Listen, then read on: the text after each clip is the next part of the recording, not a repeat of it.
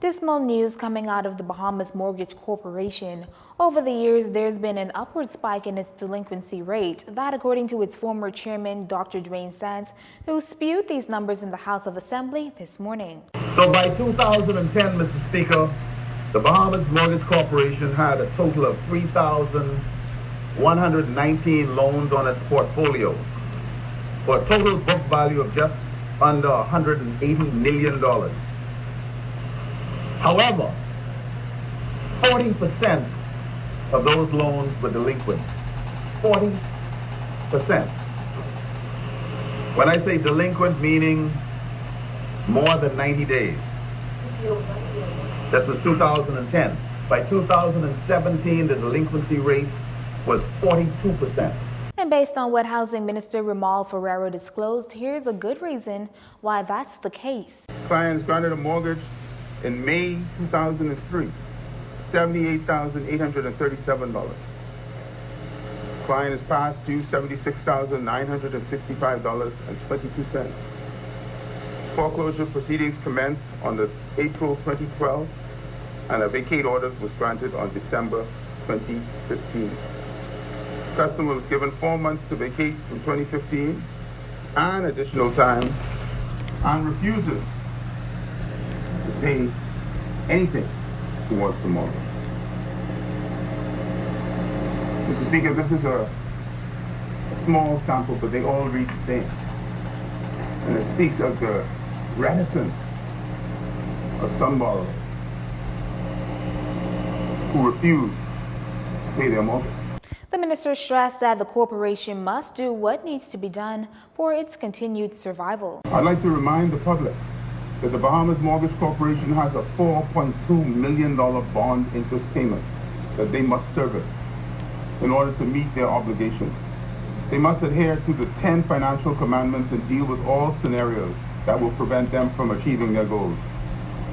Mr. Michael Barry once said that one of the risks for anyone in the lending business is that being conservative can harm your competitiveness. Therefore, if the Bahamas Mortgage Corporation is to survive, it must deal with its bad loans and bad mortgages. The ministers were at the time contributing to debate on a resolution for the BMC to obtain 4 parcels of land on East Hill Street for the sum of $10. On the site sits a 200-year-old building, the former home of the Ministry of Foreign Affairs, which is now being extensively refurbished. The renovations are being entirely funded by the BMC. A difference of opinion in terms of what led to the BCA president's resignation. In this report, Arlia Cooper tells us what the Prime Minister had to say on the whole claim of political interference. Leonard Sands says it was political interference that forced him to throw in the towel as president of the Bahamas Contractors Association. In fact, in an interview with the Tribune, he said board members were warned that the BCA faced dire repercussions and exclusion from efforts to improve and regulate the industry unless he stepped down. That, of course, is his story. When questioned on the issue on the sidelines of last night's opening ceremony of the State of the Tourism Industry Conference, here's the response the Prime Minister gave on that issue, as well as the appointment of outspoken social media commenter and no stranger to the police and the courts, Omar Archer. Mr. Archer was recently appointed Registrar of the Ministry of Works. There's been no political interference in anything, not to my knowledge. Why would we interfere with anything? And as far as Omar Archer, he's a payment like everyone else. Is he not entitled to work? Is he not entitled to eat? Is he not entitled to sleep?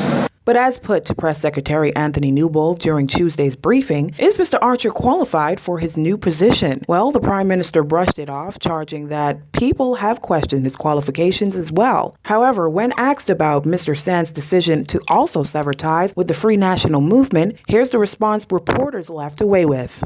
He resigned from the party, he resigned when we had him as a candidate, so that's all I have to say. He's not an official.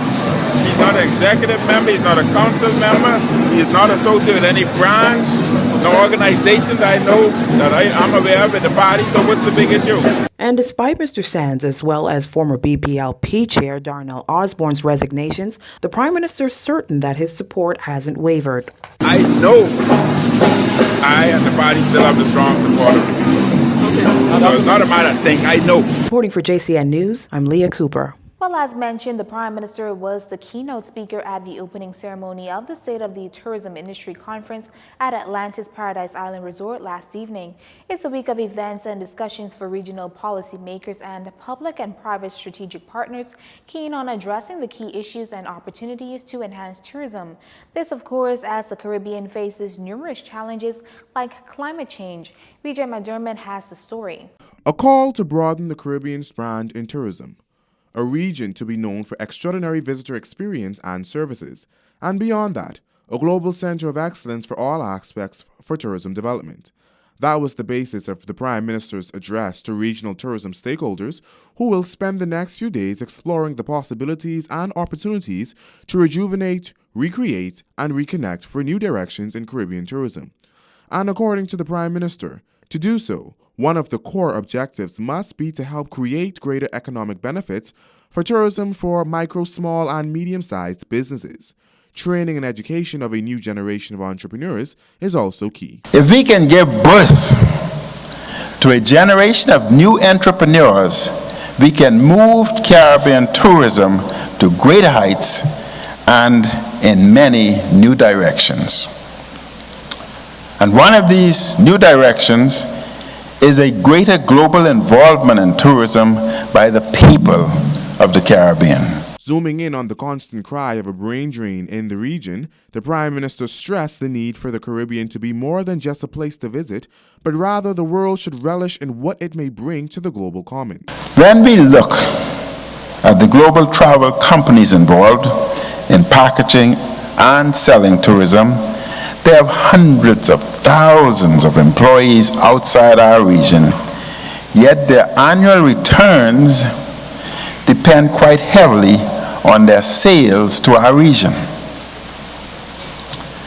Only a very tiny fraction of their hundreds of thousands of employees are involved in local service delivery, and most of them are involved in other sophisticated aspects of tourism that could engage the minds and talents of many of our very bright and energetic young people, including in marketing, software development, and other services. The Prime Minister ended by reminding SOTIC participants that while the region must keep pace with innovation, it must also be the driver of global innovation. Reporting for JCN News, I'm Berthany McDermott. This segment of the news was brought to you by Alive.